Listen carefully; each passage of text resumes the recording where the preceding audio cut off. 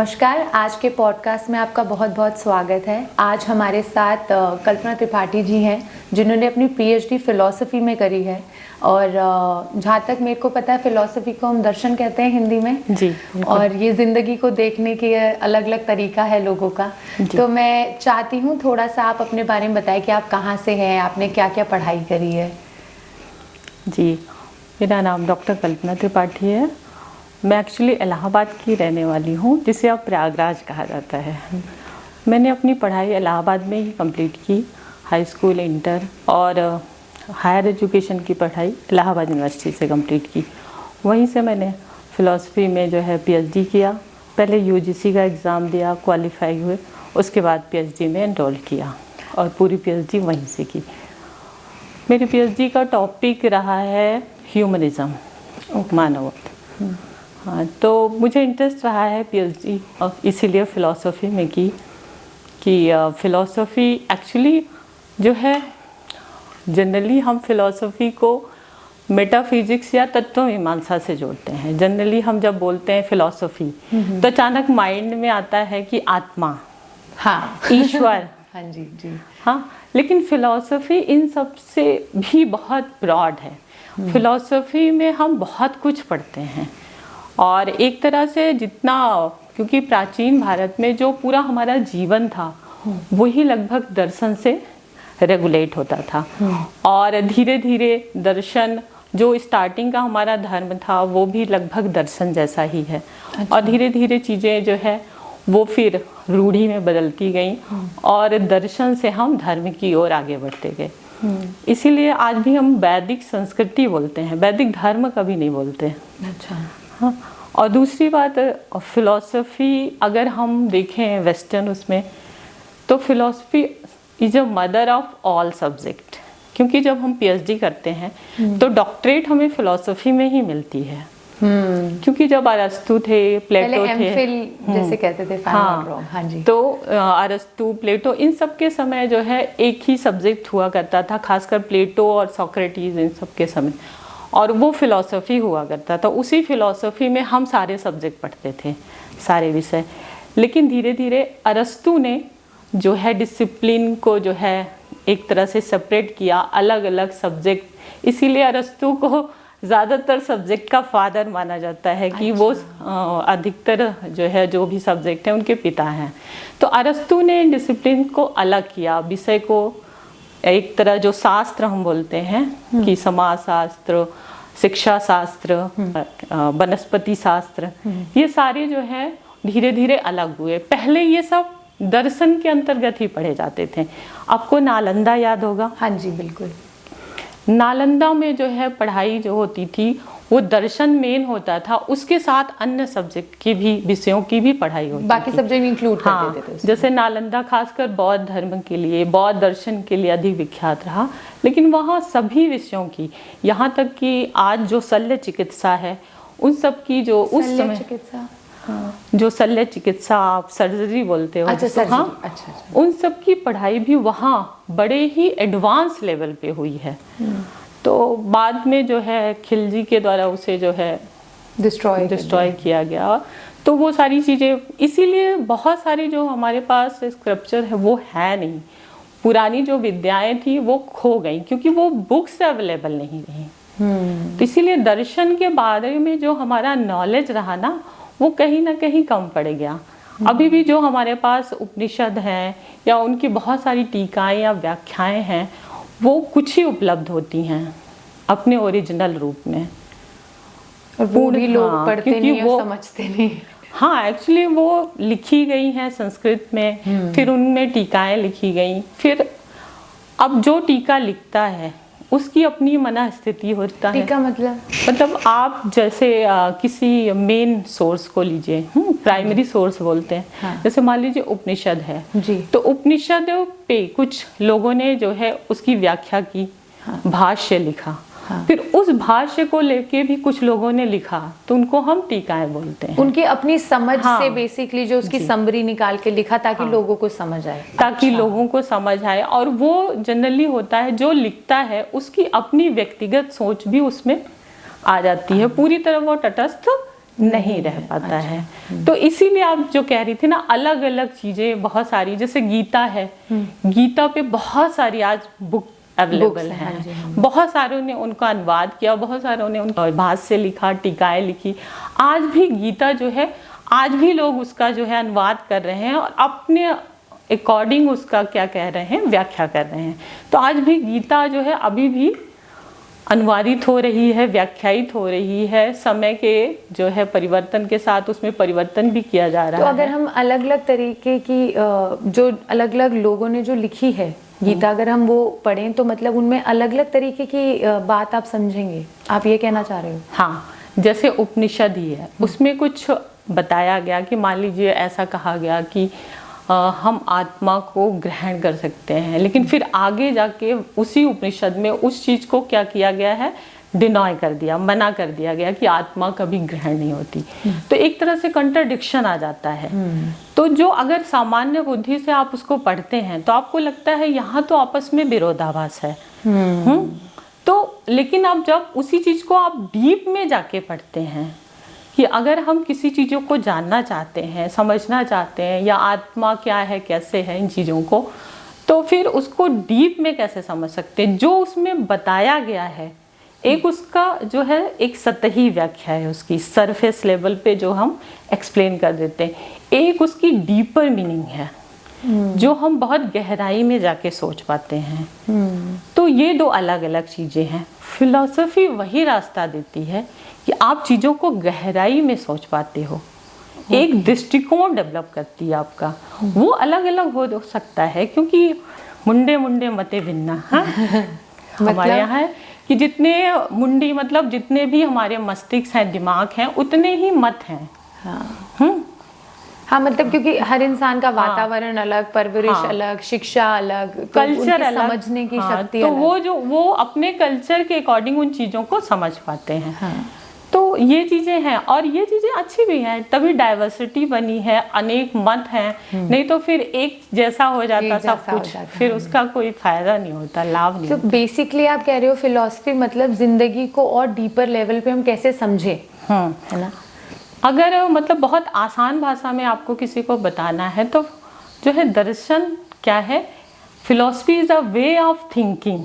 Okay, philosophy not दर्शन। अच्छा, philosophy is a way of thinking, लेकिन दर्शन है आत्म साक्षात्कार। अच्छा। अपने आप को जानना। वो आप किस लेवल पे जानना चाहते हो। आप अगर बॉडी के लेवल पे जानना चाहते हो तो वो भी हमारे दर्शन में मौजूद है।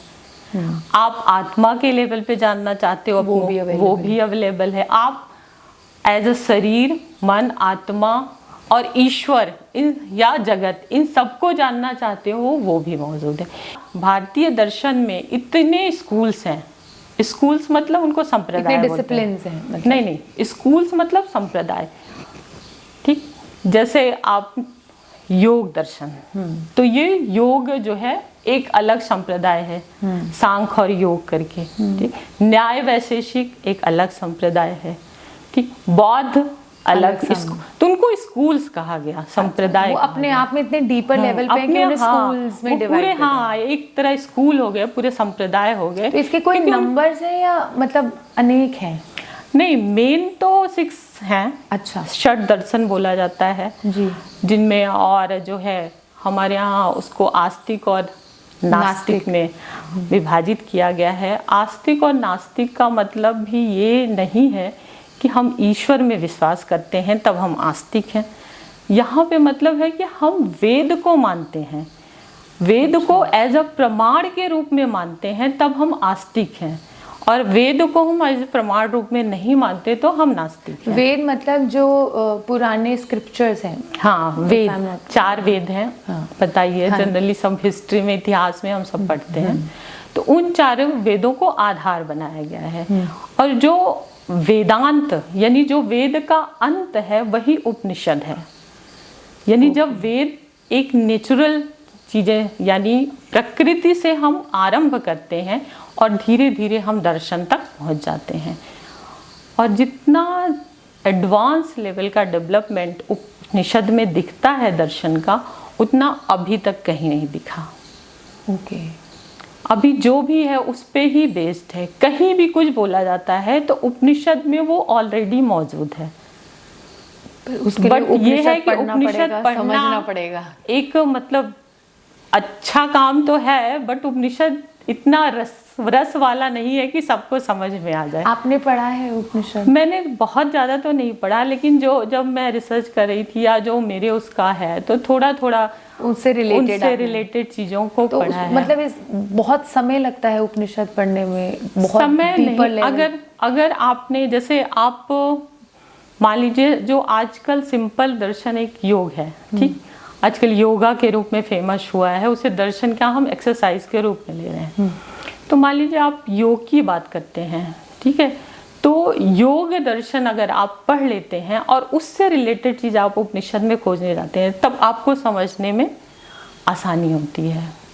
अगर सीधे आप उपनिषद पर पहुंच जाते हैं तो आप इतना विरोधाभास में फंस जाते हैं कि वहाँ नेति यानी नहीं करके बहुत सारी चीज़ों का वर्णन किया गया है। तो हमें लगता है ये भी नहीं है, वो भी नहीं है। मतलब जो चीज़ें नहीं करनी, मतलब नहीं। जैसे आप कहते हो कि आत्मा क्या है, तो वो कहते हैं आत्मा ये भी नहीं है, आत्मा ये भी नहीं है, नेति ये भी नहीं है, वो भी नहीं है, वो भी तो नहीं फिर क्या है? तो फिर क्या है? तो ये सामान्य सा क्वेश्चन, हाँ, आंसर। और जो मजेदार बात ये है कि सब कुछ पढ़ लो, फिर भी आपको जो है पर्टिकुलर आंसर मिल जाए, तो ये बहुत बड़ी बात है। फिर ये होता है कि फिर आपकी अनुभूति क्या है। पढ़ तो हम लेते हैं और पढ़ने के अनुसार बहुत सारे लोगों ने बोल रखा है, वो बातें हम बता भी देते हैं, लेकिन रियलिटी ये है कि क्या सचमुच आपको एक्सपीरियंस हुआ है उन चीज़ों का। तो जैसे, सॉरी मैं बीच में इंटरप्ट करूं, मैं ये जानना चाहती हूँ, जैसे कि हम स्कूल जाते हैं, हम शिक्षा ग्रहण करते हैं, तो हमें बेसिक सब्जेक्ट्स की नॉलेज होती है, बट हमें कभी स्कूल या आई डोंट थिंक जब तक हमारी 12वीं नहीं हो जाती तब तक हमें कोई मतलब ऐसा, पहले तो नैतिक शिक्षा की क्लासेस होती थी स्कूल्स में, अब मुझे लगता नहीं है होती है ज़्यादा।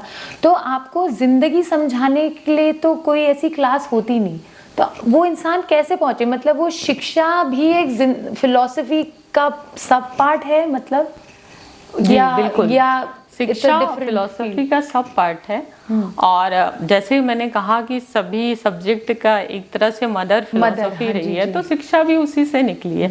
और आपको याद होगा कि गुरुकुल हुआ करते थे पहले, और पता है गुरुकुल में हर समय शिक्षा नहीं दी जाती थी, कि वो गुरुकुल जो है वो ही हमें जीवन की शिक्षा देते थे। वहाँ आपको काम करना होता था, हर काम अपने हाथ से करना होता था। वहाँ चाहे राजा के बच्चे हों या किसी जो है सामान्य व्यक्ति के बच्चों, अगर एक साथ पढ़ रहे हैं माना जाता तो वहाँ वही काम सबको करना पड़ता था। गुरु की सेवा करना, गाय की सेवा करना, और जो है लकड़ियाँ ले आना, खाना भोजन बनाने में मदद करना, ये सारे जो है वहाँ से शुरू हो जाते थे, टास्क दिए जाते थे। तो हम तो फिर पिछड़ गए एजुकेशन में। अगर हमने तो, हमारे पास इतना अमेजिंग सिस्टम बना हुआ था गुरुकुल का, और वो तो हमें अब एज अ मॉडर्न ज़माने में हमने तो ख़त्म कर दिया। और मुझे ऐसा लग रहा है शिक्षा तो अब डिस्टेंस लर्निंग और ऑनलाइन एजुकेशन में जा रही है। तो आपको नहीं लगता कि हम पीछे जा रहे हैं instead of going forward to understand life?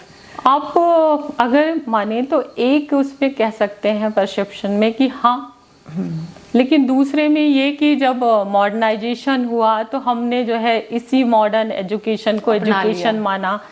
क्योंकि एक बीच में बड़ा अंतराल रहा, वो जो गुरुकुल सिस्टम रहा या मंदिरों में जो पढ़ाई होती थी, उसके बाद एक अंतराल आया, ठीक, मुगल पीरियड आया, ठीक है, या कहें कि ये जो है मुगल पीरियड के बाद फिर ब्रिटिश पीरियड आया। मुगल पीरियड में वो गुरुकुल कल्चर वो थोड़ा धीरे धीरे क्या होने लगा, समाप्त होने लगा। और दूसरी बात, जब क्योंकि वहाँ जो राजकाज की भाषा थी वो फारसी हो गई, तो लोगों का रुझान जो है थोड़ा कम हुआ और फारसी पे गया। दूसरी बात जो है, अगर देखा जाए तो जब अंग्रेज आए तो उनके यहाँ जो सिस्टम था, उन्होंने उस सिस्टम को यहाँ भी जो है इम्प्लीमेंट किया, क्योंकि उनको वैसे लोग चाहिए थे ताकि उनके काम हो सके। तो कहीं ना कहीं जो हमारी शिक्षा व्यवस्था थी ना, वो समय के साथ बदलती गई, वो खो गई, जो गुरुकुल शिक्षा व्यवस्था थी। और धीरे धीरे हमने जो जिसे मॉडर्न माना, मॉडर्नाइजेशन माना, धीरे धीरे उसकी ओर बढ़ते गए। और फिर शिक्षा के नाम पे हमने क्या देखा कि शिक्षा रोजगार परक हुई। हाँ ठीक, आज मतलब अभी छोटे बच्चे ही हैं, अभी से उनके मन में ये डाला जाता है कि तुम क्या बनोगे। हाँ, तुम कौन हो ये नहीं पूछा हाँ, जाता। तुम कौन हो, तुम्हारी क्या इच्छा है, हाँ, ये नहीं पूछा जाता। ये पूछा जाता है तुम क्या बनोगे।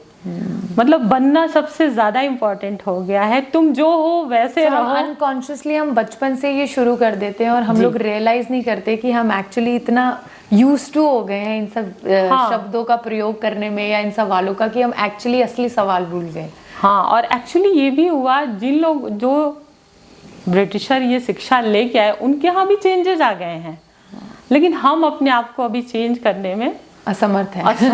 असमर्थ क्या कहें, कर रहे हैं धीरे धीरे, लेकिन उस लेवल पे नहीं कर पा रहे हैं, क्योंकि शायद हमारे यहाँ बहुत सारी रीजन है, आर्थिकी है, हाँ, और बहुत सारे रीजन हो सकते हैं, पॉपुलेशन है, आर्थिक स्थितियां हैं कि हम उस तरीके से चीजों को नहीं सोच पाते, क्योंकि बहुत प्रेशर रहता है लाइवलीहुड का, जीवन यापन करने का, क्योंकि वो व्यवस्थाएं तो खत्म हो गई हैं कि हम स्वरोजगार करें या हमारे खुद पारंपरिक रोजगार रह गए हैं। अब हमें क्या करना है, नौकरी करनी है। तो ये सारी चीजें भी इसी से रिलेट हो रही हैं। आप देखो तो हर चीज एक दूसरे से रिलेट हो रहा है, रिलेटेड ही है। हाँ, रिलेटेड है। और जो है, अब ये कहो कि हम पीछे जाएं, ये तो पॉसिबल हो नहीं सकता। हाँ, हम दोनों को मॉडर्नाइजेशन और उस शिक्षा को भी कैसे जो है दो संयोजित कर दें, कैसे सामंजस्य बिठा लें, ये कर सकते हैं। ठीक, और जैसे बहुत सारे स्कूल्स, जैसे मैंने नन्ही दुनिया का नाम सुना है, वो स्कूल ऐसी शिक्षाएं दे रहा है। वो बच्चों में जरूरी नहीं है कि अकेडमिक ही भरे, जो बच्चों में टैलेंट है, जो योग्यताएं हैं, उन्हें उभार रहा है। यही तो दर्शन है, यही तो दृष्टि देना है। तो जो लोग अपनी जिंदगी में इस खोज में निकल जाते हैं कि मैं कौन हूँ और मैं क्यों जिंदगी में आया हूँ, ये एक बहुत बड़ा सवाल है। और आपको लगता है कि ये खोज सही है जिन लोगों के मन में आती है? हाँ, एक तो जो है समय के बाद मुझे लगता है हर किसी के मन में आती है। खासकर जो है आफ्टर 40 ये सबके मन में आती है। हाँ, कुछ लोगों को जो है ईश्वर की कृपा से पहले ही आ जाती है। तो ये सवाल तो जनरली आता ही है कि मैं कौन हूँ। और अगर सब लोग इस खोज में निकल जाए कि मैं कौन हूँ, तो फिर संसार कैसे चलेगा? खोजने के लिए कहीं जाने की जरूरत नहीं है। अच्छा, हम नहीं कहते कि इसे खोजने के लिए आप पहाड़ों में जाओ या कहीं भी। देखो, जो भी कॉन्शियस है, हाँ, ठीक है, जो कॉन्शियस है, अवेयर है, जिसकी चेतना जागृत है, वो ये सवाल करेगा। और ये सवाल कहीं भी आपको नेगेटिव नहीं ले जाता। ये सवाल आपको और भी कॉन्शियस रहना सिखाता है। जैसे हमारी ब्रीथिंग है, एक नेचुरल प्रोसेस है, कभी हम उसे ध्यान नहीं देते, लेकिन जब ध्यान देते हैं तो क्या एहसास होता है? तो हमें लगता है हम सचमुच कॉन्शियस हैं।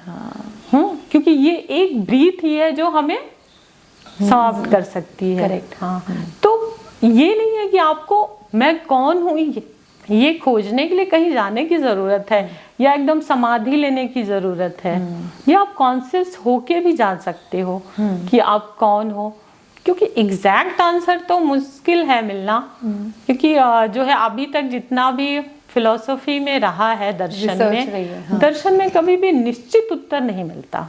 वो भी आपने बताया ना, ये नहीं है, वो नहीं है, निश्चित तो क्या है? हाँ, निश्चित उत्तर की प्रकृति साइंस की है, विज्ञान की है, और वो भी प्रोबेबिलिटी और पॉसिबिलिटी पे होता है कि अगर नेक्स्ट कुछ ऐसा नहीं हुआ तो चेंज हो जाएगा। करेक्ट, ठीक है। तो फिलॉसफी, जैसे जब हम जिंदगी को समझते हैं, तो जैसे बच्चा पैदा होता है, उस फ्रेश दिमाग होता है, वो जो भी उसके आसपास सिचुएशंस होती है, सर्कमस्टांसेस, जो सिखाया जाता है वो सीखता है। फिर धीरे धीरे विद द एज आप मैच्योर होते जाते हो। तो मैच्योरिटी मतलब समझ ज़्यादा आती है, विचारों में परिवर्तन आता है और चीज़ें बदलती जाती हैं। तो ये तो एक एस्पेक्ट हो गया। बट आपको क्या लगता है कि जेनेटिक्स भी इसमें एक रोल प्ले करते हैं कि आपके अंदर क्या जीन्स हैं? तो मतलब दो बच्चों को अगर सेम चीज़ें सिखाई जाएं, बताई जाए, तो दोनों अलग तरीके से ग्रहण करते हैं, और अगर उनका सेम एनवायरनमेंट हो तो भी, तो बायोलॉजिकली भी ये फिलॉसफी आप अलग तरीके से समझते हैं? बिल्कुल, बायोलॉजिकली भी पूरा इम्पैक्ट होता है, पूरा प्रभाव होता है कि जो है बच्चा बहुत कुछ अपने जीन्स में कैरी करता है। ये तो आपको प्रूव भी हो गया है। तो वातावरण आप बना के उन चीज़ों को क्या करते हैं, जनरली उभारते हैं, उन्हें एक शेप देते हैं एक शेप देते हैं। जैसे एक शीट है, उसके अंदर सब कुछ विद्यमान है, ठीक। लेकिन अगर हम उस शीट को यहीं रखे रहें तो क्या उसमें जो चीज़ें हैं वो पनपेंगी? उस शीट के लिए क्या चाहिए? एक वातावरण चाहिए, उसे मिट्टी चाहिए, उसे हवा चाहिए, उसे पानी चाहिए और उसे धूप चाहिए, तब वो जाके पौधा निकलेगा।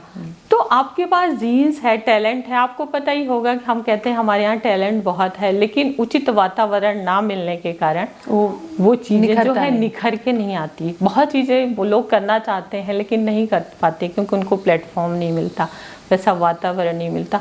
तो ये 100% सही है। और अगर आप न्याय दर्शन पढ़ें तो उसमें एटॉमिक फिलॉसफी की पूरी बात की गई है। अच्छा, वो तो जो आज हम मानते हैं कि अणु है, ये हम क्या है, सेल्स हैं हमारे अंदर, हम भी तो सेल्स हैं। और एक जो है ऐसे जाके एक पार्टिकल है जिसे हम सिंपल पार्टिकल बोलते हैं, उसका डिवीज़न नहीं हो सकता। ये बातें न्याय दर्शन में भी कही गई हैं और न्याय दर्शन जो है पूरी तरह लॉजिकली इसको साबित करने की कोशिश करता है। अच्छा। तो कहीं ना कहीं ये चीज़ें पहले से ही हैं कि जो है मनुष्य में जो है पूरी चीज़ें जो है अनुभव से नहीं आती, कुछ चीज़ इनैट होती हैं जिन्हें हम मानते हैं जन्मजात, वही जीन्स है। जो कहते हैं वो गुण बच्चा कुछ पेट से लेकर आया है। हाँ, जो कहते हैं आपकी जो है ये जन्म से मिला है, जन्मजात है, तो उसे इनैट आइडिया या जन्मजात प्रत्यय बोलते हैं फिलॉसफी में।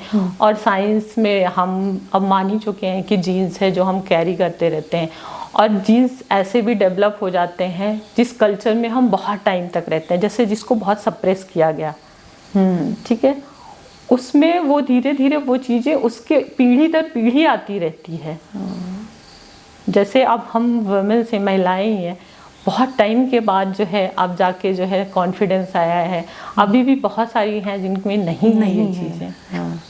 तो ये सारी चीज़ें हैं और ये रियलिटी है, ये तो प्रूव भी हो सकता है। तो जैसे फॉर एग्जांपल उम्र अगर सेम हो, है, समझ भी सेम हो, जीन्स भी सेम हो, जैसे एक भाई और एक बहन है, सेम घर से हैं, सेम जीन्स है, सेम वातावरण, बट वो किसी पर्टिकुलर सिचुएशन में दोनों अलग अलग तरीके से रिएक्शन देते हैं। तो मतलब स्त्री का रिएक्शन अलग होता है, पुरुष का रिएक्शन अलग होता है, ऐसा क्यों? मतलब क्योंकि देखिए जीन्स सेम नहीं हो सकता, मतलब कुछ चीज़ें कैरी कर सकते हैं लेकिन क्रोमोसोम सेम नहीं हो सकता है।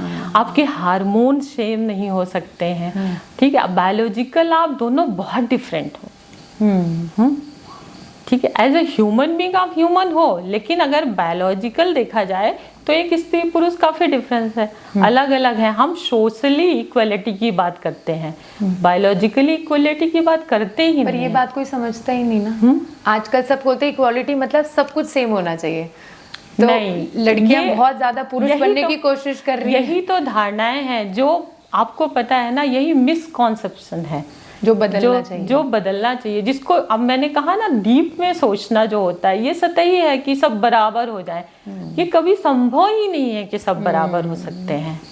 ऐसा नेचर ने बनाया ही नहीं। नेचर ने सबको डिफरेंट डिफरेंट बनाया। यहाँ तक कि आप एक वुमेन्स और दूसरे, तभी तो हम डीएनए मैच करते हैं। देखो एक भी फुटप्रिंट किसी मैच नहीं हो सकता। हाँ, तो इतना डिफरेंट जब आप देख रहे हैं, आपके सामने एग्जाम्पल है, तो आप ये कैसे सोच सकते हैं कि जो हाँ ये हो सकता है कि मैस्कुलर और फेमिनिज्म जो है हमारे अंदर जो हार्मोन्स हैं वो किसी में ज़्यादा हो सकते हैं, किसी में कम हो सकते हैं, ठीक। मान लीजिए जो स्त्री से रिलेटेड हार्मोन है वो किसी पुरुष में ज़्यादा हो सकता है, तो उसमें स्त्री के गुण थोड़ा सा ज़्यादा दिखेंगे, वो इमोशनल होगा। तो वो सारे खेल तो हार्मोन्स के हैं कि जब हम ये हो जाते हैं, उन्हीं को बैलेंस करना होता है। जो योग और ये सब करते हैं हम उनको बैलेंस करने के लिए करते हैं, उनको साधना, उनको बैलेंस करना जो है उससे हम क्या करते हैं, डिसीजन ले सकते हैं। जो जितना अच्छा बैलेंस कर लेता है वो परिस्थितियों में रिएक्ट कम करता है, ठीक। जो कम बैलेंस कर पाता है वो रिएक्ट ज़्यादा करता है। हाँ, तो मतलब रिस्पॉन्स और रिएक्शन का हाँ, difference तो है। जनरली हम कहते हैं कि रिएक्ट करना जो है नेगेटिव चला जाता है, रिस्पॉन्स करना पॉजिटिव होता है, लेकिन दोनों ठीक ठीक है। देखिए, कहाँ रिस्पॉन्स करना है और कहाँ रिएक्ट करना है, इसकी समझ होनी चाहिए। इसकी समझ होनी चाहिए। अगर ये समझ है तो रिएक्ट, अब कहीं कोई जो है किसी स्त्री के साथ कुछ गलत हो रहा है या किसी बच्चे के साथ कुछ गलत, वहाँ आप रिस्पॉन्स करने बैठे तो उसके साथ तो मिसबिहेव हो जाएगा ना, वहाँ आपको रिएक्ट करना है। मैंने साहित्य भी पढ़ा है, तो आचार्य शुक्ल हैं, रामचंद्र शुक्ल जी, उनका बड़ा नाम है आलोचना में जी। तो उन्होंने कहा था जितनी भी हमारी जो मूल प्रवृत्तियां हैं सब बहुत खूबसूरत हो सकती हैं, बस हम उनको उस जगह प्रयोग करें जहाँ उनको करना है। क्रोध भी अपने आप में बहुत खूबसूरत होता है, अगर उसका प्रयोग हम उस जगह करें जहाँ हमें क्रोध करना है। अगर जहाँ क्रोध करना है वहाँ हम शांत बैठे रहें तब वो क्रोध का अनादर होगा। तो उन्होंने ये बहुत अच्छे से बताया, कभी आपको मौका मिले तो उनकी ये निबंध पढ़िएगा, बहुत अच्छा लिखा है उन्होंने। आपके पास कोई ऐसी छोटी सी कहानी जिससे लोगों को थोड़ी प्रेरणा मिल सके कि ज़िंदगी को और कैसे अच्छे से सीख सकते हैं और थोड़ी क्लैरिटी मिल सके लाइफ के लिए, अगर आपको कुछ ऐसा कोई चीज़ याद आती है तो? कभी कभी मैं जो है ओशो को भी सुनती हूँ और ओशो अक्सर अपनी चीज़ें जो है कुछ घटनाओं या कहानियों के माध्यम से बताते हैं, रिलेट करके बताते हैं। तो जो है मुझे एग्जैक्ट तो बहुत एकदम क्लियर याद नहीं आ रहा है, लेकिन मैं जो है कुछ बताने की कोशिश करती हूँ। एक बहुत मज़ेदार वाक़या है कि जैसे आपने कहा कि सब अपने अकॉर्डिंग ज़िंदगी समझते हैं, तो नाम मैं अपने से क्रिएट कर लेती हूँ। मान लीजिए कि एक रमेश जी थे। रमेश जी बड़े आवारा किस्म के थे। ट्रेन चलते, बस चलते जो है वो घर में बीवी से लड़ाई हुई, वो चल दिए सफ़र पे और जो है ट्रेन में भी उनकी आवारगी चलती रहती थी और जो विपरीत लिंग है उसके प्रति आकर्षित होते रहते थे।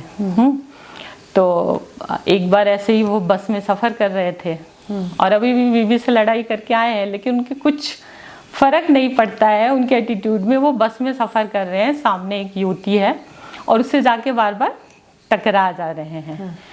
तो उसने कहा कि तुम जानवर हो क्या? तो जो रमेश जी हैं कहे हाँ, जान आप हो, वर हम हैं। तो जानवर तो ही हैं आप, अब बताइए आपको मंजूर है? तो ये है हमारा दृष्टिकोण। आप कौन सा शब्द कहाँ यूज करते हो, लेकिन लेना जिसको है वो अपने बढ़िया संधि विच्छेद करा। ये तो मेरे मतलब अनकॉन्शियस माइंड में भी ऐसे नहीं आएगा, जान आप है, वर मैं हूँ। हाँ, जब आप शब्दों के साथ खेलेंगे ना तो आपको भी मजा आएगा। तो ये हाँ, इट्स अ फनी स्टोरी। तो ये फनी स्टोरी इसलिए है कि लोग, आप उनको कुछ देना चाहते हो लेकिन लोग वही लेंगे जो वो लेना चाहते हैं, जो उनकी समझ है। तो इस पे जो है अपने आप को बहुत ज़्यादा जो है परेशान नहीं करना होता। इसीलिए कहा जाता है चाहे वो रिश्ता हो, चाहे वो वर्क प्लेस हो, वो हर जगह ऐसा ही होता है कि आप दूसरों को समझाने मत जाइए, आप चीज़ों को समझिए और जिसको समझना होगा वो खुद आपके पास आएगा कि आप जो है चीज़ों को समझाइए। हाँ, कभी कभी ये होता है कि इनिशिएटिव लेना पड़ता है, तो उसमें हमें अपने मन को ये समझा के रखना होगा कि ज़रूरी नहीं है जो चीज़ हम जैसे बोल रहे हैं उसके लिए टाइम लगेगा और वो अपने अकॉर्डिंग ही रिएक्ट करेगा। तो ये कुछ ओशो इसी चीज़ को लेके वो काफी डीप है फनी स्टोरी के बीच में। वो फनी स्टोरी के बीच में वो यही डीप बात कर रहे थे कि हम उपनिषद पढ़ लें, हम वेद पढ़ लें, हम वही भारत हैं जहाँ ये सारी रचनाएं हुई, बट हम वही भारत हैं जहाँ लोगों को सताया गया। एक ऐसे जाति व्यवस्था लाई गई जहाँ एक ऐसी जाति को ह्यूमन बीइंग नहीं माना गया, मनुष्य नहीं माना गया। जानवर उस रास्ते पे चला जाए तो ठीक है, लेकिन मनुष्य उस रास्ते पे गुजर जाए तो वो रास्ता अवैध हो जाए। जितना मैंने ज़िंदगी को समझा है, मेरे को ऐसा लगता है कि एक जानवर में और एक इंसान में एक ही अंतर है, कॉन्शियसनेस का।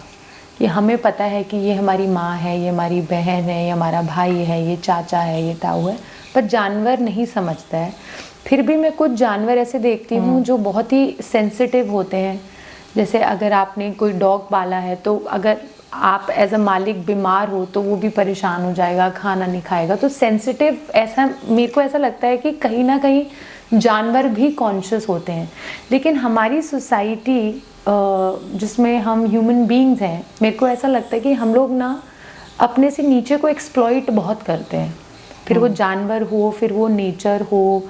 तो मुझे ऐसा लगता है कि कहीं ना कहीं हम ये नहीं देखते कि किसी और लिविंग बीइंग की को हम हर्ट कर रहे हैं, इम्पोर्टेंट है ना। तो उसकी इम्पोर्टेंस हमें समझ नहीं आती, बल्कि इनमें से एक भी जानवर, एक भी स्पीशी अगर गायब होगी तो हमारी नेचर बहुत डिसबैलेंस हो जाएगी। हाँ। तो जो लोग फिलॉसफी पढ़ रहे हैं, क्या वो दुनिया को बैलेंस करने में अपना योगदान, आपको लगता है ऐसा कि वो बेटर तरीके से दे पाएंगे? जी बिल्कुल दे सकते हैं, क्योंकि सह अस्तित्व की जो भावना है, कोएग्जिस्टेंस की, वो फिलॉसफी में है। और हम जो सारे बैठे हैं यहाँ पे, बिना कोएग्जिस्टेंस के, बिना सह अस्तित्व के ये चीज़ें संभव ही नहीं है। अभी कोरोना काल में देखा ना, इंसान ना हो, मनुष्य ना हो तो इस नेचर को कुछ भी प्रभाव नहीं पड़ेगा, सब कोई दिक्कत नहीं होगी। सोचिए हमारा कितना इम्पोर्टेंट है। इतना भी नहीं कि अगर हम गायब हो जाएं तो नेचर जरा सा भी हिलेगी, कुछ भी नहीं होगा। लेकिन एक चीता गायब हो जाए, एक चींटी गायब हो जाए, जो नेचर डिसबैलेंस। यानी हम कितने डिपेंड हैं। हाँ, हम सोचते हैं वो लोग मुझ पे डिपेंड हैं, लेकिन जनरली ये है कि मतलब अगर डीपली जाए तो हम उन पे डिपेंड हैं। Correct. हमें अपने जीवन के लिए उनको चाहिए। इसीलिए नाम तो मुझे नहीं याद आ रहा है, लेकिन अभी हाल में किसी ने बहुत अच्छा ये एक सेमिनार रखा था, सह अस्तित्व जीवन विद्या का। अच्छा। तो जो है उसमें यही है कि हम एक दूसरे से जुड़े हुए हैं, और जब हम इस चीज़ को समझ लेते हैं अंदर मन से और मान लेते हैं, सबसे बड़ी ज़रूरत क्या होती है कि हम जान लें चीज़ों को। जब जान लेते हैं तो हमारी वो, जैसे आपने जान लिया है तो आपके अंदर वो इमोशंस डेवलप हो गए हैं, आप उतने सेंसिटिव हो गए हो कि जो है। और कहीं भी देखो जो जितने भी प्राणी हैं उनमें कॉन्शियसनेस का लेवल जो है थोड़ा सा घटता बढ़ता रहता है। ठीक, जैसे जैसे आप मनुष्य, क्योंकि मनुष्य ने अपने आप को डेवलप कर लिया, उसका जो माइंड डेवलप हो गया, उसका कल्चर डेवलप हो गया, ये सारी बातें हम कहते हैं। लेकिन आज जो साइंस बता रहा है कि चींटी भी तो डेवलप है, वो भी तो अपना घर बनाती है, वो भी तो अपनी सोसाइटी बनाती है, और बहुत सिस्टमेटिक बनाती है। बहुत सारे ऐसे प्राणी हैं जो इतने डेवलप हैं, वो बहुत सारी चीज़ें अपने लिए करते हैं जिन्हें हम सीख सकते हैं। तो सबसे अच्छा है हम कोएग्जिस्टेंस माने, अस्तित्व माने। और जैन दर्शन तो मानता ही है सब में आत्मा है। हाँ, मुंह में वो तो मानता है कि जो है जो, और फिलॉसफी में माना गया है कि अवस्थाएं 4 होती हैं। अच्छा।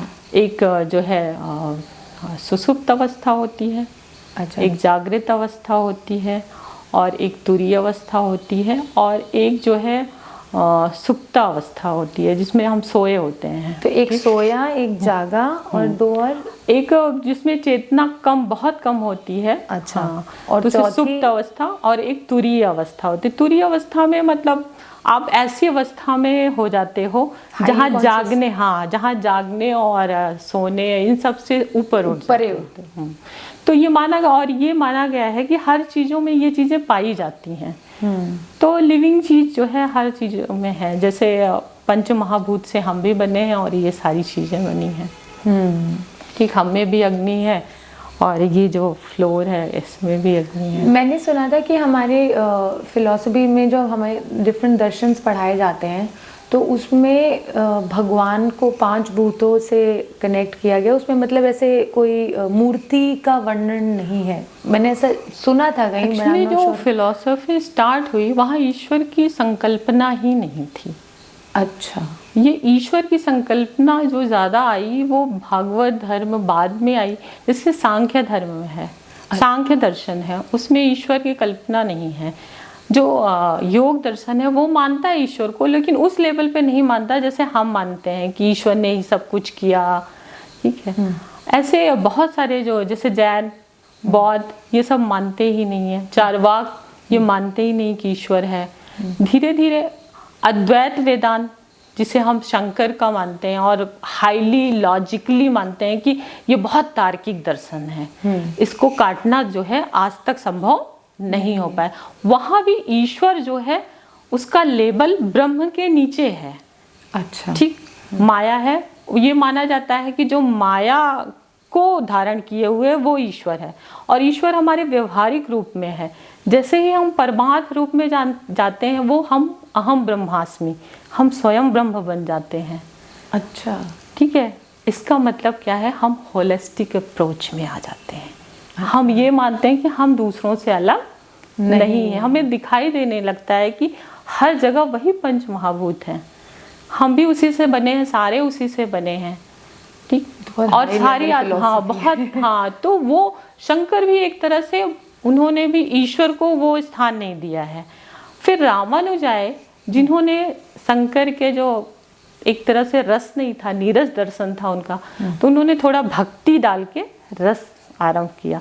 तो जहाँ भक्ति आती है वहाँ ईश्वर का रोल बहुत इम्पोर्टेंट हो जाता है। तो फिर ये ईश्वर का रोल कब आया, कब मतलब अभी रिसेंटली आया? ईश्वर का रोल अगर मूर्तियों की बात करें तो आप अगर इतिहास में जाओ तो जो गुप्त पीरियड है, और मौर्य पीरियड में बुद्ध की मूर्तियां बनना स्टार्ट हुई, और गुप्त पीरियड में मंदिर और मूर्तियां बहुत ज़्यादा बनी। अच्छा, ठीक, अगर उत्तर भारत की बात करें तो इस टाइम जो है यहाँ ज़्यादा डेवलप हुआ, और जो भक्ति युग आया 6ठी शताब्दी में, उस समय ईश्वर का जो है वो बहुत ज़्यादा बढ़ गया प्रचार। तो ईश्वर एज अ दर्शन नहीं रह गया, ईश्वर एज अ पालन करता बन गया। ठीक है, ईश्वर जो है हमारे लिए जो है सखा बन गया, बहुत सारे रूप में भक्ति की गई। तो पहले लोग प्रे किसको करते थे फिर? पहले तो आप देखो वेदों में देखो नेचर को प्रे किया जाता था।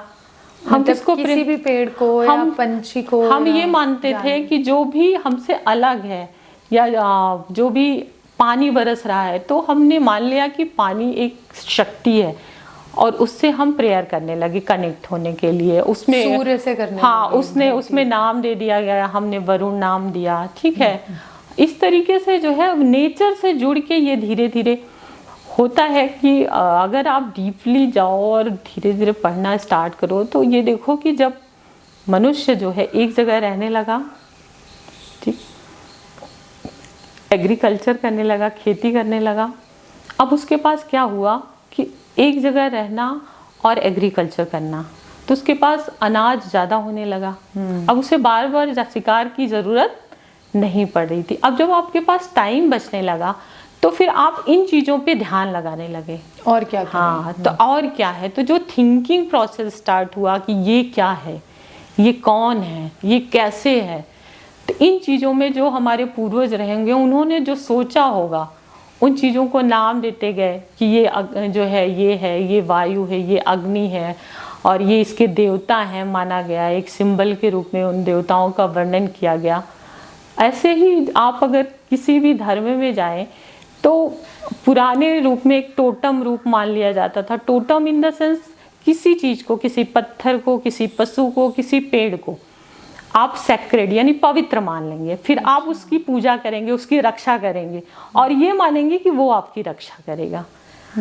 एक्चुअली हम सिक्योर होना चाहते हैं, बिलीफ। हाँ, क्योंकि जैसे ही आप इन चीज़ों को हटा देते हैं ना, आप इनसिक्योर हो जाते हैं। ठीक, आपको हमेशा मनुष्य को एक आधार चाहिए होता है जिसपे वो फील करे कि वो सिक्योर है, वो अभी जिएगा। जैसे हम जानते हैं कि मृत्यु तो है, पर उसको उस पर बात करना, ठीक है, उसके बारे में बोलना, सारी चीज़ें देखो कितना जो है एक तरह टैबू है कि नहीं ऐसे मत बोलो, जबकि वो भी उतना ही सत्य है। तो हमें इन चीज़ों से भय लगता था कि एक दिन हम क्या होंगे, समाप्त हो जाएंगे, और उसको जो है फिर कैसे करें, क्या करें। कोई तो ऐसी शक्ति चाहिए जो हमें ये बताए कि हम कभी समाप्त होंगे तो वो भी क्या हो जाएगा, हमारा पुनर्जन्म हो जाएगा। तो सोचो ना, उन लोगों ने ऐसे से फिर उनके मन में धारणाएं आई होंगी, फिर ये धीरे धीरे डेवलप हुआ। और जैसे हम एथिक्स की बात करते हैं, नीति, तो जो हमारे कर्म फल हैं तो वो देता कौन है, उसके लिए कोई जज चाहिए, तो हमने ईश्वर को जज बना लिया। अब हम अच्छा काम करते करते चले तो गए। ये सब ब्राह्मणों ने बनाया ताकि आम इंसान नहीं, एक्चुअली ब्राह्मणों ने नहीं बनाया, ये धीरे धीरे डेवलप हुआ। और फिर जो है ऋषि कुल, बहुत सारे जो है व्याख्याता रहे, उन लोगों ने धीरे धीरे इन चीज़ों को जो है, जब वो गहराई से देखा कि ये चीज़ें कितनी हमारे समाज को अगर कहें स्टेबिलिटी देने के लिए ज़रूरी है, तो उन चीज़ों को धीरे धीरे वो आगे बढ़ाते रहे। अगर अचानक आपको सब कुछ हटा दिया जाए, आपको अकेला छोड़ दिया जाए, तो कैसा लगेगा? फिर आपको लगेगा ये क्या है, लोनली हो जाओगे, समझ नहीं तो आएगा फिर आप क्या कुछ करना क्यों चाहोगे? हमें तो मरना ही है, हमें तो जाना ही है, हम क्यों कुछ करें? तो उन लोगों ने बहुत डीपली इन चीज़ों पर अच्छा सोचा, समय दिया कि है तो रियलिटी ये, और हम जानते भी नहीं है कुछ। साइंटिफिकली हम कुछ नहीं जानते कि क्या सच में पुनर्जन्म हो पाएगा कि नहीं, इस पे रिसर्च चल ही रही है अभी तो, लेकिन फाइनल रिजल्ट अभी किसी ने नहीं दिया है। तो ये बहुत डीप थिंकिंग है जो उन लोगों ने शुरू की, और उपनिषद में ये जाके एक तरह से कहो पूरी तरह डेवलप हो गई। अब उनके पास खाना भी था, सब कुछ भी था। अब वो जंगल में जाके इन चीज़ों पे क्या करते थे, अध्ययन करते थे, वार्तालाप करते थे, शास्त्रार्थ करते थे, एक्सपीरियंस करते थे।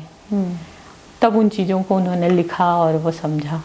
मैंने सुना है कि आपने डिफरेंट दर्शन्स के बारे में बताया था, और चारवाक के बारे में बहुत कम बचा है, डिस्ट्रॉय कर दिया गया। तो थोड़ा सा उनके बारे में लोगों को अगर हम बता पाए कि वो कौन थे और वो क्या कहना चाह रहे थे। एक्चुअली जो है चारवाक दर्शन जो है मेन काफ़ी खूबसूरत दर्शन है, क्योंकि चारवाक जो है चारू वर्ड से ही निकला है, कि मतलब जो सुंदर है। बाद में उनको चबाते चबाते बोल के थोड़ा सा इधर उधर अर्थ निकाले गए। उन्होंने पूर्णतः ये दिखाया कि जिसे हम जान सकते हैं, हम सिर्फ उनकी बात करेंगे। अच्छा, ठीक, जो हमारे सेंसेस में चीज़ें आती हैं, जो हमारी इंद्रियों से रिलेटेड ज्ञान है, जानकारी है, सिर्फ हम उनकी बात करेंगे। जो हमारे इंद्रियों से परे है, ट्रांसडेंटल है, अतीन्द्रिय है, जैसे ईश्वर, जैसे आत्मा, ठीक है, जो हमने ये सारी चीजें हमने देखी नहीं, हमने जानी नहीं, और उनका हमारे जीवन में बहुत ज़्यादा प्रभाव भी नहीं है, तो हम उनकी बात क्यों करें? हम जानते हैं किसको? हम जानते हैं अपने शरीर को जानते हैं, हम शरीर को देख रहे हैं, वो जाता है, आता है, वो खाता है, इसलिए हम अपने अस्तित्व को मानेंगे। ठीक, घृतम पीवेत, जब तक जियो सुख से जियो, ऋण करके भी घी पियो। घी तो नहीं रहा होगा, मतलब मदिरा पियो और खुश रहो। और खुश रहो। ये तो आजकल की जनरेशन को बहुत पसंद आ जाएगा। हाँ, तो उस लोकायत दर्शन से बोला गया, लोगों को ये पसंद आया। तो फिर डिस्ट्रॉय क्यों किया गया इसे इतना? डिस्ट्रॉय किया गया कि उस समय जो है कुछ रहा होगा, कुछ पुरोहितिज्म या ब्राह्मणिज्म रहा होगा, जिनसे ये प्रभावित हुआ, ये प्रभावित होने लगा होगा कि लोग तो हमारे पास आ ही नहीं रहे, अब हम मोक्ष किसको दिलाएंगे। हाँ, अच्छा, तो धर्म एक काम तो मोक्ष भी करता है ना। और वो कहेंगे कि जो है गाय की पूंछ पकड़ लो, मोक्ष मिल जाएगा। हाँ, तो जो नहीं जानता, जो नहीं समझता, उसके लिए वही चीजें काफी हैं। जो समझता है उसके लिए ये है कि इन चीजों से मोक्ष क्या है, हमें अपनी चीजों से मोक्ष प्राप्त करना है।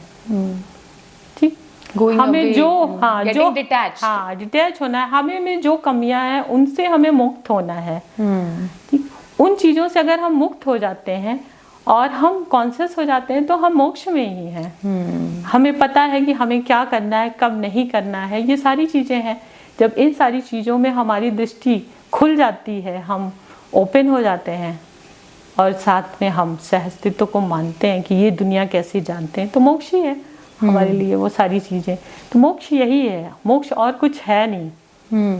एक आखिरी क्वेश्चन है मेरे पास कि फिलॉसफी को आप बोलोगे कि ये विजडम है या ये नॉलेज है? कि मतलब ये एक कैसे बताएं हम, जैसे कि ये एक ज्ञान है या सिर्फ एक कहते हैं कि सिर्फ थिंकिंग पैटर्न है, या नॉर्मल, मतलब is it more than knowledge? हाँ, आप कह सकते हैं कि ये जो है एक अच्छा वर्ड है। नॉलेज मतलब ज्ञान होता है, और ज्ञान जो है इंफॉर्मेशन से आपको मिल रहा है। ठीक। और आप विजडम की बात करते हैं। विजडम मतलब आत्मज्ञान, बुद्धि आत्मज्ञान। हाँ। ठीक। तो फिलॉसफी जो है नॉलेज है। जब आप नॉलेज एज उसको शिक्षा के रूप में ले रहे हो तो वो नॉलेज है, ज्ञान है। अब आप जब उसको अपने जीवन में ले रहे हो, अप्लाई कर रहे हो, आत्म साक्षात्कार के लिए ले रहे हो, खुद को जानने के लिए ले रहे हो, तो वो विजडम बन जाता है। ठीक। तो इस तरीके से जो है, और दूसरी चीज़ें हैं कि बहुत सारी चीज़ें हैं, उसमें आप डिफरेंस कर सकते हो, लेकिन चूंकि ये एक सामान्य परिभाषा है कि जो है ज्ञान अच्छा और बुरा भी हो सकता है। आपको पता ही ज्ञान का जो है, ज्ञान अपने आप में कुछ नहीं है। ज्ञान का जैसे आप यूज करोगे वो वैसा ही हो जाएगा। आपने देखा है बहुत सारे लोग बहुत ज्ञानवान हुए, जैसे उदाहरण रावण का दिया जाता है कि बहुत पंडित था, बहुत ज्ञानी था, लेकिन उसने अपने ज्ञान का सदुपयोग नहीं किया। तो अगर आप में विजडम है तो आप उस चीज का सदुपयोग करोगे। तो अगर बुद्धिमानी है, आपने अपने आप को जाना है, तो आप उस ज्ञान का सही यूज करोगे, तभी उसका फायदा है। वरना तभी उसका फायदा है, तभी। और अपने लिए नहीं, इस पूरे सृष्टि के लिए आप उसका सही उपयोग करोगे। तो मैं तो ये कहती हूँ कि है ये थोड़ा सा लॉजिकली और नीरस सा विषय लेकिन जब भी किसी के पास थोड़ा टाइम हो, नहीं, मेरे को तो बहुत इंटरेस्टिंग लग रहा है। आप जो है इसको, मैंने कभी पढ़ी नहीं फिलॉसफी, बट मैं ऐसे एक्सपीरियंसेस सोच रही हूँ अपने, और आपकी बातें सुन रही हूँ, तो मुझे तो इनफैक्ट इंटरेस्ट आ रहा है और कि और कैसे जाने। और इससे आप डे बाय डे लाइफ में, क्योंकि बहुत सारी फिलॉसफी है, इंडियन है, वेस्टर्न है, आप इसे डे बाय लाइफ में यूज कर सकते हो। आप जो कर रहे हो, जब आप अवेयर हो जाते हो तो आपको पता है, अच्छा इस रीजन से मैं ये कर रहा हूँ, अच्छा इस रीजन से मैं ये सोच रहा हूँ। तो ये तो मेरे को समझ आता है कि ह्यूमन बीइंग और एक अवेयर कॉन्शियस ह्यूमन बीइंग में बहुत डिफरेंस है। और जो अवेयर कॉन्शियस ह्यूमन बीइंग होता है वो बड़ा इसलिए हो जाता है क्योंकि वो सबको बचा के विद रिस्पॉन्सिबिलिटी, फ्रीडम के साथ एक रिस्पॉन्सिबिलिटी के साथ चलता है, किसी को नुकसान नहीं पहुंचाना चाहता, अच्छा देना चाहता है, पॉजिटिविटी देना चाहता है। और आई थिंक आजकल के युग में जिससे हम गुजर रहे हैं, जहाँ पे आजकल बच्चे भी आके बोल देते हैं हम डिप्रेस्ड हैं, स्ट्रेस्ड हैं, तो मेरे को ऐसा लगता है कि एक कॉन्शियस ह्यूमन बीइंग होना बहुत इम्पोर्टेंट है। और अगर हम जिंदगी को समझे, जो कि नहीं, जिंदगी को जिए। अच्छा ठीक है, जिंदगी को जिए। आप जिंदगी को समझना छोड़ दीजिए, जिंदगी को जीना शुरू करिए। जिंदगी को जिए और काटे नहीं, कि बिताए नहीं, बेसिकली। तो इससे खूबसूरत बात कोई है नहीं। और फिलॉसफी तो बहुत अनंत सागर जैसा साउंड करा मेरे को, कि आप जितना जानोगे उतने आपके अच्छा, फिर नया क्वेश्चन आ जाएगा, नया क्वेश्चन आ जाएगा। एंड आई थिंक हमारे स्कूल्स में ना क्वेश्चन करना नहीं सिखाते हैं, और फिलॉसफी आपको क्वेश्चन करना सिखाती है। क्योंकि आपने देखा होगा हमारी परंपरा रही है प्रश्नोपनिषद। अच्छा, प्रश्नोपनिषद नाम ही है। अच्छा, कठोपनिषद जी। नचिकेता ने प्रश्न ही तो किया था अपने पिता से। अच्छा, कि जब वो गाय दे रहे थे, हाँ, और दान में प्रिय वस्तु देना होता है, वो ऐसी गाय दे रहे थे जो बांझ थी। तो नचिकेता ने प्रश्न किया, मैं तो आपका प्रिय पुत्र हूँ, अब मुझे क्यों नहीं दान, और जो है आप गाय ऐसे क्यों दे रहे हो ब्राह्मणों को। तो उन्होंने कहा कि कैसे देना चाहिए, प्रिय चीजें देते हैं। तो उन्होंने कहा मुझे दान कर दो। उन्होंने कहा तुझे यमराज को दान किया, जा ढूंढ यमराज को। तो वो निकल गए यमराज को ढूंढने, और उनसे इतने क्वेश्चन किए यमराज से। हाँ, यमराज ने उनके क्वेश्चनों के आंसर दिए। ऐसे ही ध्रुव की बात आती है, तो उन्होंने अपनी माँ से इतने क्वेश्चन किए, तो फिर माँ ने उनको कहा कि तुम जाओ ईश्वर को ढूंढो। तो क्वेश्चनिंग की हमारी गुरु और से परंपरा रही है। और जो है उसमें स्त्रियां भी, विदुषी स्त्रियां भी शामिल हैं। आप देखिए मैत्रेयी हैं, गार्गी हैं, ये सारे अपने पतियों से, और जो भी धर्म सभाएं होती थी, शास्त्रार्थ होते थे, उसमें अच्छे से ऐसे क्वेश्चन करती थी जिन्हें आज हम कहें कि ये जो है काम शास्त्र से रिलेटेड है, वैसे क्वेश्चन करती थी। शंकर को पराजित करने के लिए बहुत सारे लोगों ने, मतलब महिलाओं ने, और कई ऐसे उदाहरण मिलते हैं कि ऐसे भी क्वेश्चन, क्योंकि ये भी एक शास्त्र माना जाता था। तो उस समय ओपननेस थी, समाज जो है था, खुला था समाज, और समझ थी डेवलप। धीरे धीरे होता है, हर समाज का एक चरमोत्कर्ष होता है, फिर धीरे धीरे डिक्लाइन आता है। फिर जो है, फिर क्या करोगे आप समाज में आके, आपको करने के लिए भी तो कुछ चाहिए, एडवेंचर। आपको जब यहाँ आना है तो आप अपना कार्य क्षेत्र चुनते हो, तो उस कार्य क्षेत्र के लिए कुछ ना कुछ चाहिए। विवेकानंद ने कहा है दुनिया जैसी है वैसी ही रहेगी, बस अपना कार्य क्षेत्र चुनो, उसमें कार्य करो और चले जाओ। आप उसमें ना कुछ प्लस कर सकते हो ना कुछ माइनस कर सकते हो। ये आपका भ्रम है कि हम प्लस करेंगे और हम माइनस करेंगे, ऐसा कुछ नहीं होता। तो ऐसी कोई आखिरी चीज़ जो आप दर्शकों को कहना चाहोगे as a lover of a philosophy? आखिरी चीज़ तो कुछ होती नहीं। हाँ, मतलब कि कोई मैसेज अगर आप मैं बस यही मैसेज देना चाहूँगी दर्शकों को कि वो ज़िंदगी खूब जिए और बिल्कुल ज़िंदगी को समझने के लिए ज़िंदगी गुजारे नहीं, खूब जिए। और इतना शिक्षा उनको निडर करती है तो जो उनके मन में है वो चीज़ों को अभिव्यक्त करें, बोलना सीखें। हाँ, जो आप कह रहे हो क्वेश्चन ना, तो वो हमारी शिक्षा का ही है। शिक्षा हमें निर्भय करती है, निडर करती है, और हम निडरता से अपने आप को अभिव्यक्त करें, जो हमारे अंदर है उसे कहीं ना कहीं बाहर व्याख्यायित करें।